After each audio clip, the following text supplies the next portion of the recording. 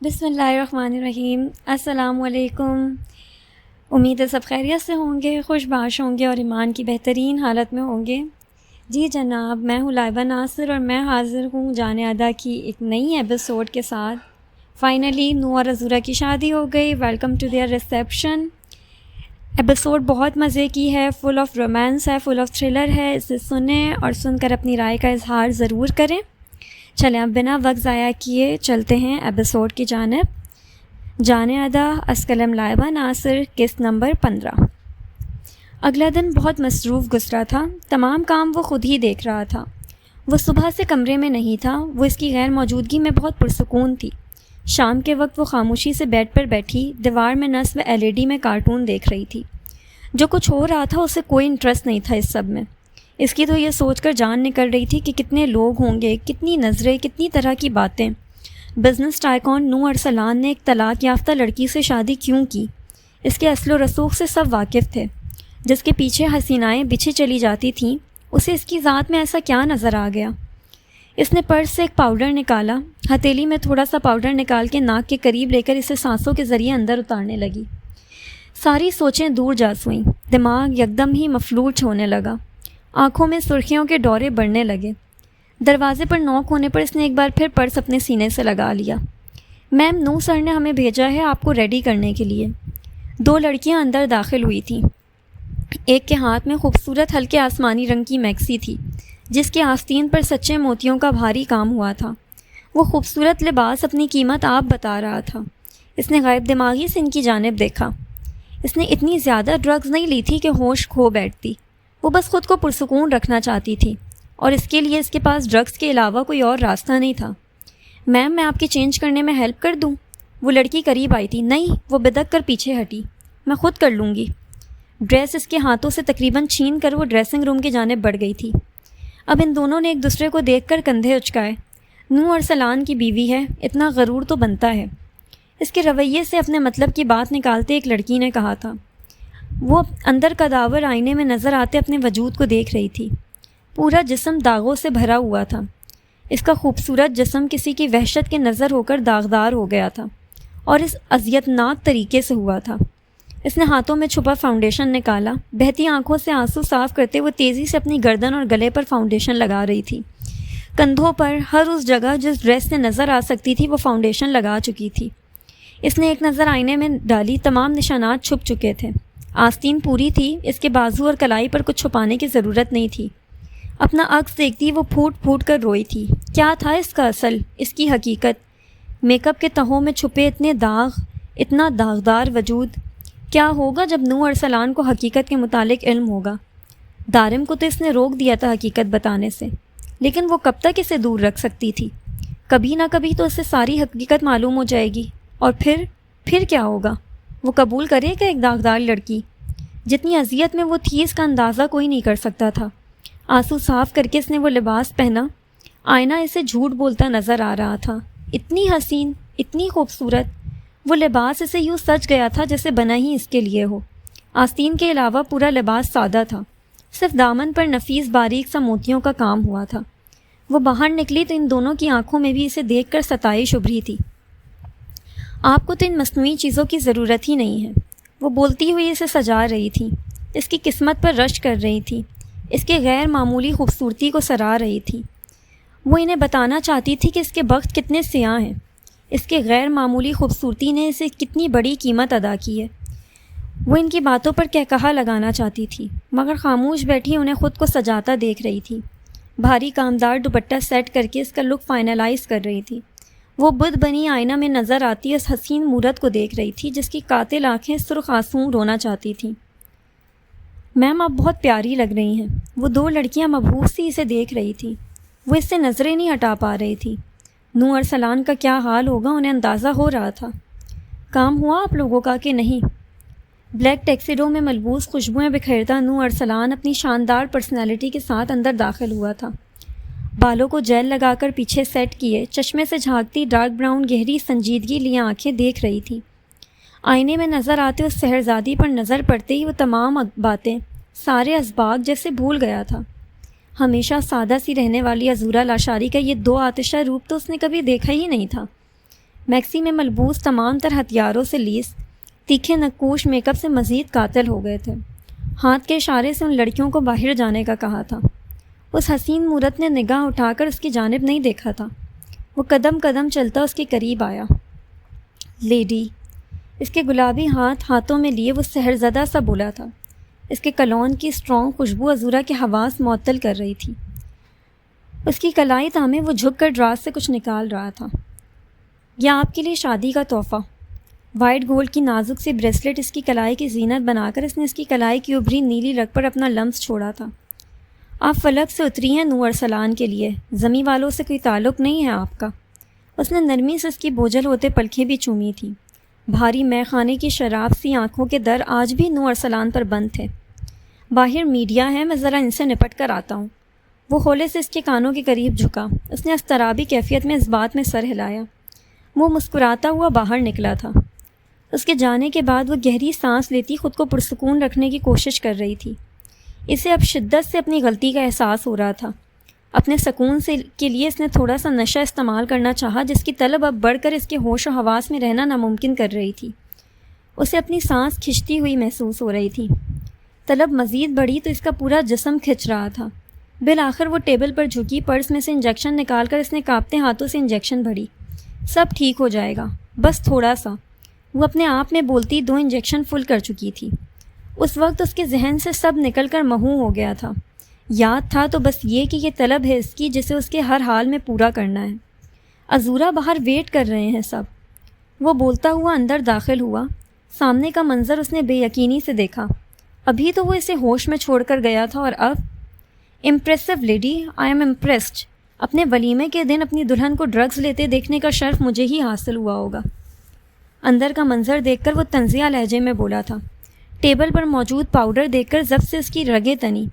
اس کا سجا سورا روپ قہر برپا کر رہا تھا، لیکن اس کی اس حرکت نے نو ارسلان کا فشار خون 100 گنا بڑھا دیا تھا۔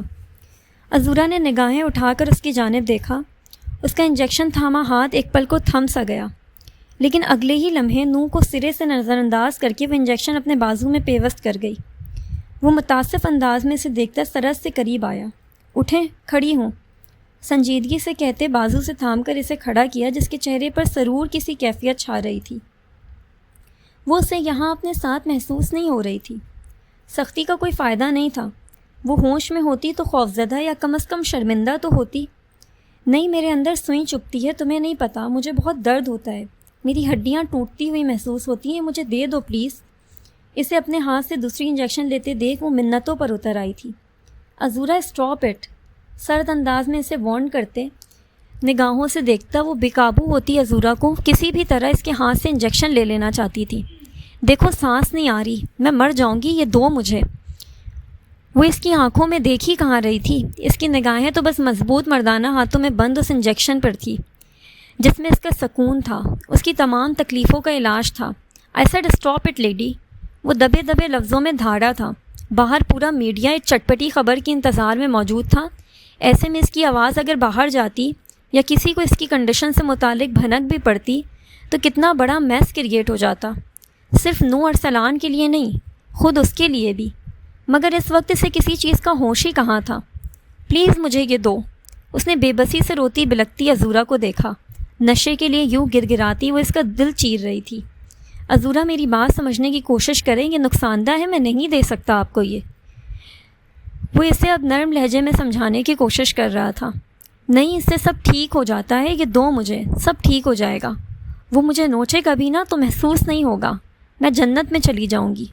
وہ اس کے سینے سے لگی بولتی اس کا دماغ معوف کر گئی تھی۔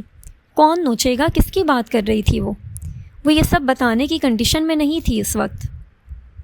پلیز مجھے دو، نہیں دے سکتے تو مار دو، مجھے مار دو۔ وہ اب ہذیانی انداز میں چیختی خود کو نوچ رہی تھی۔ اسٹاپ اٹ لیڈی، ہوش میں آئیں۔ وہ اسے جھنجھوڑ کر ہوش دلا رہا تھا۔ نو کو محسوس ہو رہا تھا کوئی اسے کن چھری سے ذبح کر رہا ہو۔ اسے کبھی اس حال میں بھی دیکھے گا یہ تو اس نے کبھی سوچا ہی نہیں تھا۔ اسے دیکھتے ہی دیکھتے نہ جانے کہاں سے بلیڈ نکالتی آستین اوپر سے کرتے اپنے ہاتھوں میں گہرے کٹ لگانے لگی۔ Are you mad? چھوڑیں اسے۔ وہ تڑپ کر اس کے ہاتھوں سے بلیڈ نکالنے کی کوشش کر رہا تھا۔ اس کے قریب آنے پر وہ مزید خود کو نقصان پہنچا رہی تھی۔ آسمانی آستین لمحوں میں خون سے رنگنے لگی۔ مجھے دو وہ، اس نے جیسے نور ارسلان کو وارن کیا تھا کہ وہ انجیکشن اس کے حوالے کر دے. میں دے رہا ہوں آپ کو، یہ آپ یہ میرے ہاتھ میں دیں. اس کے کہنے پر اس نے اگلے ہی لمحے ہاتھوں سے 2 بلیڈ نکال کر اس کے آگے کر دی تھی. مجھے بس یہ دے دو، پلیز دے دو. اس کے چہرے پر تکلیف تھی، لیکن وہ ان زخموں کی نہیں تھی جو وہ خود کو دے رہی تھی. وہ بس اس کی طلب تھی جو پوری نہ ہونے پر اس کی جان لے رہی تھی. وہ شکست خوردہ سی گہری سانس خارج کرتا اس کے قریب آیا. نہیں، انجیکشن دو. اسے کھلی نگاہوں سے دیکھتی وہ بدک کر پیچھے ہوئی. ساتھ ہی بلیڈ ایک بار پھر اس کے ہاتھوں پر پھیرنے کی کوشش کرنے لگی. نو، ڈونٹ ڈو دیٹ. نور ارسلان زندگی میں پہلی بار خود کو اس قدر بے بس محسوس کر رہا تھا. بھل بھل بہتا اس کا خون اس کی جان نکال رہا تھا، اور وہ تھی جو تکلیف سے بے نیاز خود کو مزید تکلیف پہنچانے کے در پہ تھی. احتیاط سے اس کا بازو تھامے وہ الرٹ ہوئی، دوسرے ہاتھ میں بلیڈ ہنوز تھامے ہوئے تھی. میں دے رہا ہوں انجیکشن آپ کو، یہ مجھے دے دیں. اس نے التجائیہ انداز میں اس سے کہا تھا. کیا خبر وہ اسے اس کے حوالے کر دے، اسے اپنے ہاتھوں سے یہ زہر دینا نہ پڑے. نہ جانے کب سے وہ اس موذی لت میں مبتلا تھی. اتنی آسانی سے وہ ٹھیک نہیں ہوتی. سب ٹھیک ہو جائے گا، ابھی ٹھیک ہو جائے گا. نظریں نور پر جمائے وہ خود کو تسلی آمیز الفاظ کہہ رہی تھی. پلیز. بھوری سرخ نگاہوں سے اسے تکتی وہ بھی تو التجا کر رہی تھی کہ وہ یہ ملحول اس کے اندر اتار کر اس کی زندگی آسان کر دے. نور نے سختی سے آنکھیں میچیں، دونوں لب بے ہم پیوست کیے، اس کے بازو میں انجیکشن دیا. آنکھیں شدت ضبط سے سرخ انگارہ ہو گئیں. کیا خبر تھی کہ کبھی زندگی اس نہج پر بھی لے آئے گی. اپنے ہاتھوں سے یہ زہر دینا کیسا تھا، کوئی اس سے پوچھتا. اس کے چہرے پر سکون تھا، گہری بھوری آنکھوں میں وحشت ناک سناٹا. کمرے میں گہرا سکوت چھا گیا. نور نے اسے دیکھا جو اس کے سینے پہ لگی اب ہوش و حواس کھو رہی تھی. اپنی ٹائی کی ٹاٹ ڈھیلی کرتا اس کے قریب ہو کر اس کی کلائی پر باندھی. تم بھی تو چھوڑ دو گے مجھے نور ارسلان، پھر سے اس زندان میں چھوڑ آؤ گے. وہ بے ہوشی میں دھیمی آواز میں کہہ رہی تھی. اس کے چہرے پر خوف کے گہرے سائے تھے. وہ اس کے سینے سے یوں لگی تھی جیسے تھوڑی سی بھی گرفت ڈھیلی پڑی تو کوئی اسے نور سے دور کر دے گا. نہیں جاؤ مجھے چھوڑ کے پلیز. اس کا خود سے دور ہونا محسوس کرتی وہ کرب سے بولی تھی. آپ کے پاس ہی ہوں، باہر جو رائتا پھیلا ہے وہ سمیٹ لینے دے لیڈی. اسے نرمی سے حصار میں لیے بیڈ پر لٹا کر اس کے دوسرے بازو کا جائزہ لیتے. باندھنے کی وجہ سے خون رک گیا تھا لیکن کٹ گہرے تھے. ساتھ ہی وہ انکانشیس بھی تھی اس وقت. وہ کوٹ درست کرتا کمرے سے باہر نکلا. سر میم کو لے آؤں، سب ویٹ کر رہے ہیں ان کا. کیمرے کی چکاچند روشنی میں فرحین اس کی سیکرٹری چہرے پر مسکراہٹ سجائے بولی. ان کی طبیعت نہیں ٹھیک، وہ نہیں آ سکیں گی. وہ اپنے مخصوص انداز میں بولا تھا. فرحین نے حیرت سے ان کی جانب دیکھا. سر بس کچھ دیر کے لیے میم کو لے آئیں ورنہ بہت باتیں بنیں گی. وہ کسی مصلحت کے تحت بولی تھی. وہ اچھی طرح جانتی تھی اس وقت اگر یہ اناؤنس کریں گے کہ دلہن نہیں آ رہی ریسیپشن پر تو کیا ہوگا. اس نے لب بھینج کر اس کی جانب دیکھا. وہ جو اور بھی کچھ کہہ رہی تھی اس کی انگارہ ہوتی نگاہیں دیکھ کر سن رہ گئی. اس نے اس کی جانب دیکھا. میری بیوی کی طبیعت نہیں ٹھیک. آپ چاہتی ہیں محض لوگوں کی باتوں کی وجہ سے میں انہیں اس حال میں ان کے سامنے لے آؤں، ان کے سوالوں کے جواب دینے کے لیے لا کھڑا کروں؟ وہ سنجیدہ تاثرات چہرے پر سجائے بولا. نو کیا بات ہے، عذورا کہاں ہے؟ دارم سے بات کرتے اختر شیروانی معاملے کی سنگینی بھاپتے اس کے قریب آئے تھے. عذورا کی طبیعت نہیں ٹھیک، وہ باہر نہیں آ سکیں گی. آپ ڈنر اسٹارٹ کروائیں، انہیں فارغ کریں. وہ مہمانوں سے بھرے ہال پر ایک نگاہ ڈال کر بولا. کیا ہوا عزو کو؟ دارم نے کسی انہونی سے خدشے کے تحت اسے دیکھا تھا. تمہاری دوست بھی تو آئی ہے نا تمہارے ساتھ؟ اس کے سوال کو نظر انداز کرتے وہ سنجیدگی سے بولا. دارم نے ناسمجھی سے اشارے سے رمشا کو پاس بلایا. اندر عذورا کو چیک کریں اور ان کی چینج کرنے میں ہیلپ کر دیں. وہ ناسمجھی سے دارم کی جانب دیکھ رہی تھی. اوپر فرسٹ رو میں دوسرا کمرہ. اس کی آواز ایک بار پھر آئی تھی.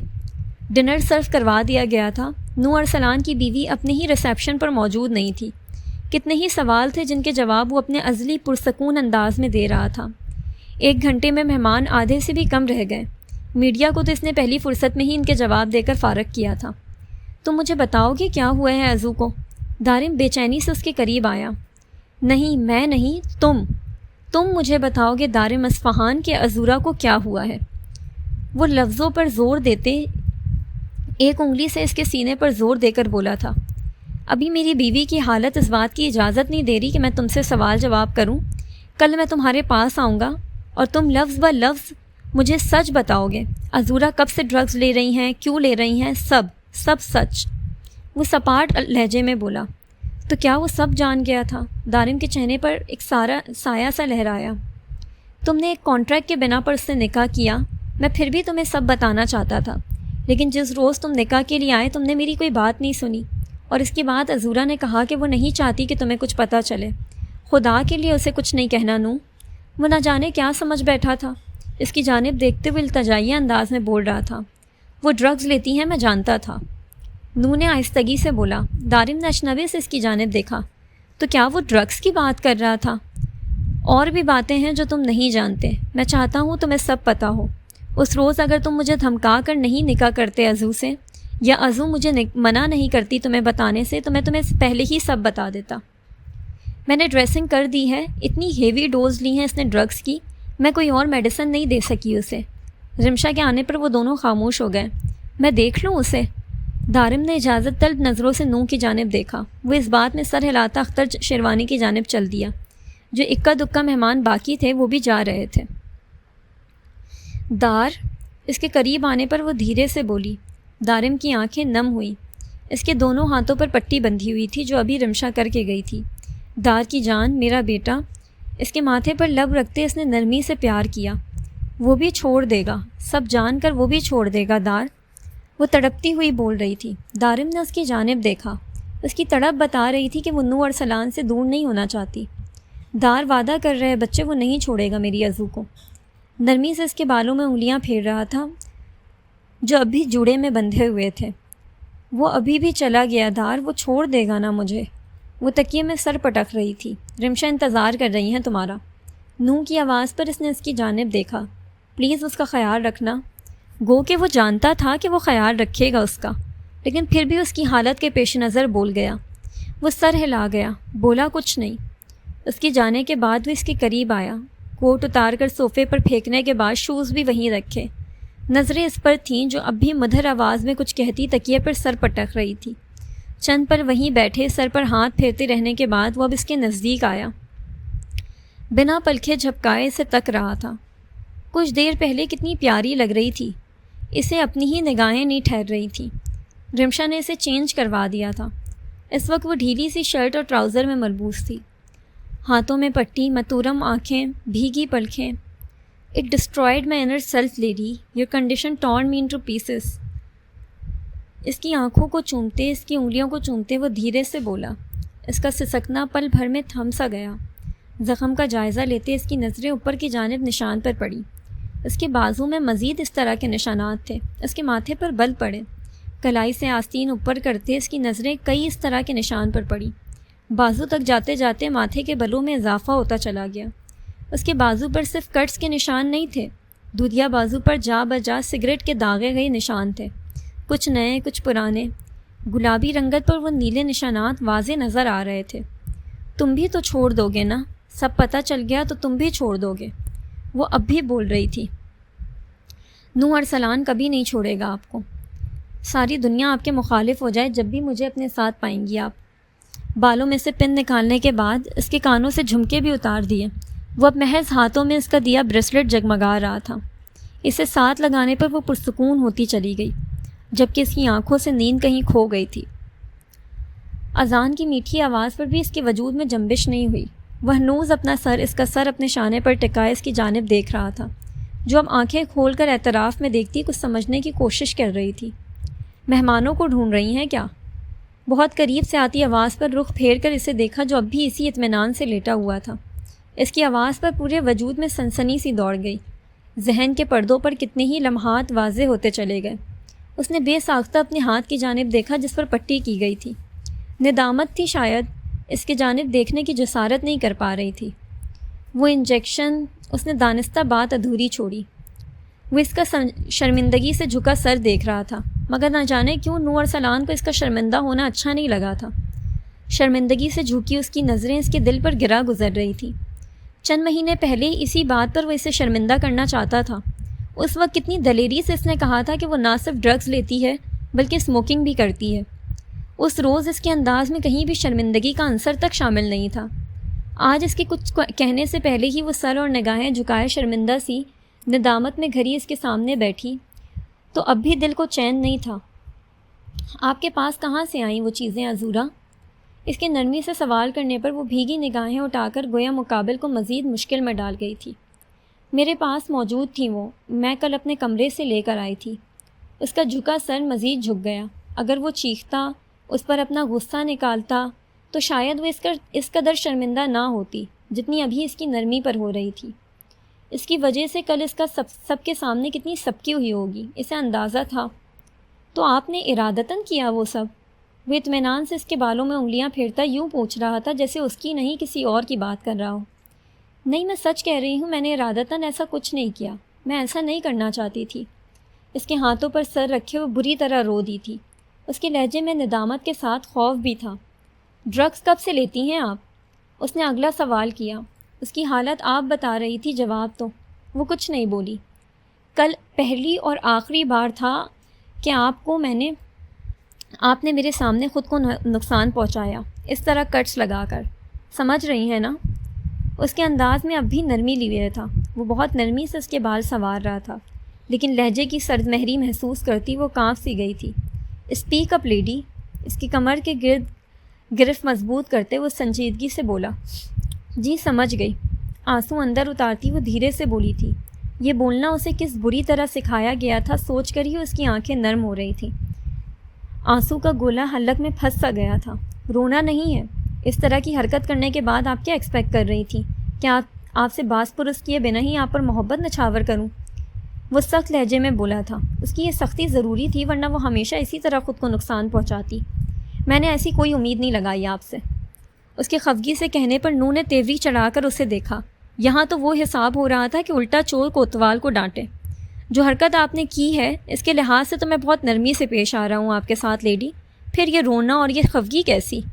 آنسو صاف کرتا وہ قدرے سختی سے بولا۔ اسے یہ نہیں کہہ پایا کہ اس کا رونا اسے تکلیف دے رہا ہے۔ I am sorry. وہ اس کے ہاتھ اپنے بالوں سے ہٹاتی دھیرے سے بولی۔ نو نے تعجب بھری نگاہوں سے اسے دیکھا۔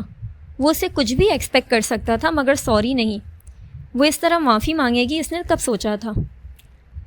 اپنے ہاتھوں اپنی زندگی کے جسم میں زہر انڈیلنا کیسا ہوتا ہے عذورا نو ارسلان؟ اس کے بالوں میں ایک بار پھر ہاتھ میں لیے وہ متاسف انداز میں بول رہا تھا۔ اب کی بار گرفت نرم نہیں تھی۔ عذورا نے الجھ کر اسے دیکھا۔ کیا ابھی نو ارسلان نے اسے اپنی زندگی کہا ہے؟ تکلیف ہوتی ہے نا؟ اس کی گرفت مزید مضبوط ہوئی تھی۔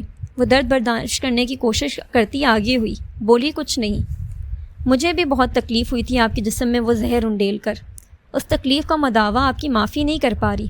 جو اذیت گزشتہ رات آپ نے مجھے دی، خود کو تکلیف پہنچا کر، اس کا ازالہ آپ کا یہ ایک لفظ کسی صورت نہیں کر سکتا عذورا نو ارسلان۔ اس کے الفاظ کی تپش جہاں اسے انگاروں پر پھینک گئی تھی، وہیں اس کے جملے کا مطلب سمجھ آنے تک وہی انگارے پھولوں کی مانند لگنے لگے تھے۔ وہ اسے زندگی کہہ رہا تھا، اس نے تو بس یہی سنا تھا، باقی تمام الفاظ بے معنی ہو گئے تھے۔ بتائیں کس طرح ازالہ کریں گی میری اس تکلیف کا جو آپ نے گزشتہ رات مجھے دی؟ وہ اب ٹلتا ہوا نظر نہیں آ رہا تھا۔ اس نے آنکھیں میچ کر بات بدلی۔ میں یونیورسٹی جوائن کرنا چاہتی ہوں۔ اس کے جملے پر نو کے ماتھے پر بل ڈالے اسے گھورا۔ آج حالت دیکھیں اپنی۔ اس کے بولنے پر وہ بے چین سی ہوتی قریب آئی۔ پلیز مجھے آج ہی سے جوائن کرنی ہے، پہلے ہی ایک سیمسٹر فریز ہو گیا ہے میرا۔ نو نے ایک نظر اس پر ڈالی۔ ٹھیک ہے، وہ مختصراً بولا۔ اختر شیروانی کے منع کرنے پر بھی اس نے ان سے بات کی کہ گھر پر بیٹھے بیٹھے اس کی طبیعت مزید خراب ہو جائے گی، لہٰذا اسے جانے دیں۔ وہ بھی بالآخر راضی ہو گئے۔ خود بھی آفس کے لیے تیار تھا۔ آج آفس سے پہلے وہ دارم کے پاس جانے کا ارادہ رکھتا تھا۔ اسے معلوم کرنا تھا کہ آخر وجہ کیا تھی عذورا کے ڈرگس ایڈکٹ ہونے کی۔ وہ سوچوں میں گم تھا جب وہ فرنٹ ڈور کھولتی اس کے ساتھ بیٹھی، پوری آستین کی کرتی اور کیپری میں ملبوس۔ نو نے آج غور کیا تھا کہ وہ ہمیشہ ہی پوری آستین پہنتی تھی۔ اس کی وجہ وہ کل جان گیا تھا، لیکن اس نے ظاہر نہیں ہونے دیا۔ آج وہ کچھ الگ الگ سی لگ رہی تھی، شاید اسکارف کے اضافے کی وجہ سے جو اس نے ڈریس کے ساتھ ہینگ کی تھی۔ بالوں کا آج بھی میسی سا جوڑا بنایا ہوا تھا، میک اپ سے مبرا چہرہ، البتہ ہلکی سی جھلکتی گردن میں نو کو آج بھی کسی مدھم سے نشان کا گمان ہوا جو آج بھی واضح نہیں تھا۔ پروفیسر کون ہیں آپ کے؟ اس کے بیٹھنے پر نو نے یوں ہی پوچھا۔ وجہ یہی تھی کہ وہ خود بھی اس کو اپنے ساتھ نارمل کرنا چاہ رہا تھا، جس کی اجازت حالات نہیں دے رہے تھے۔ پروفیسر جمال اکبر، وہ دھیرے سے بولی، ساتھ ہی اپنے ہاتھوں سے کھیل رہی تھی۔ اسٹاپ اٹ، کاٹ کر چین نہیں آیا، مزید اذیت دے رہی ہیں۔ اس کے ہاتھ نرمی سے اپنے گرفت میں لیے وہ سنجیدگی سے بولا۔ عذورا نے اس کے مضبوط ہاتھوں کے قید میں اپنے دونوں ہاتھ دیکھے۔ اس کے لبوں پر مسکراہٹ بکھر کر معدوم ہوئی۔ اسے یہ قید بری نہیں لگی تھی۔